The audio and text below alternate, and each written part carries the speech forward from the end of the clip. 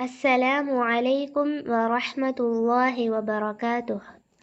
ஷைத்தானின் ஊசலாட்டங்கள். ஷைத்தான் எந்தெந்த விஷயத்தில் எப்படியெல்லாம் நமக்கு ஊசலாட்டத்தை ஏற்படுத்துகிறான் என்பதையும் அதற்காக எப்படி பாதுகாப்பு தேடுவது என்பதை பற்றியும் நாம் ஒவ்வொன்றாக பார்ப்போம்.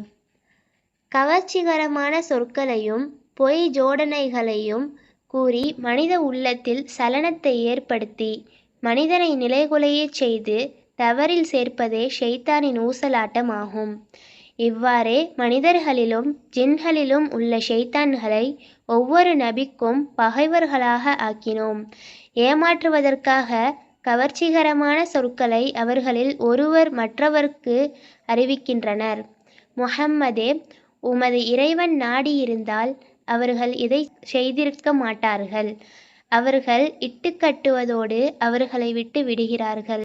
இப்படி கவர்ச்சிகரமான சொற்களை பயன்படுத்திதான் முதல் மனிதரும் முதல் நபியுமாகிய ஆதம் அவர்களையும் அவர்களது மனைவியையும் ஷைத்தான் கெடுத்ததாக குர்ஆனில் அல்லாஹ் சொல்கிறான். அவ்விருவரின் மறைக்கப்பட்ட வெட்கத்தலங்களை வெளிப்படுத்துவதற்காக ஷைத்தான் அவ்விருவருக்கும் தீய எண்ணத்தை ஏற்படுத்தினான். ஆதமே, நிலையான வாழ்வளிக்கும் மரத்தை பற்றியும் அழிவில்லா ஆட்சியை பற்றியும் நான் உமக்கு அறிவிக்கட்டுமா என்றான். இஸ்லாத்தின் அடிப்படை கொள்கையான கடவுள் கொள்கையிலேயே குழப்பம் ஏற்படுத்தி ஒரு மனிதனை ஆட்டம் காணச் செய்து விடுகிறான்.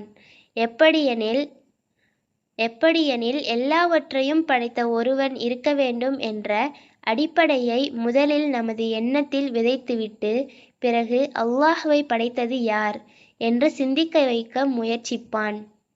இப்படி யோசிப்பது தவறானதாகும். அல்லாஹ் படைக்கப்பட்டவனாக இருந்தால் அவன் கடவுளாகவே இருக்க முடியாது. அல்லாஹ் தான் அனைத்தையும் படைத்த கடவுள்.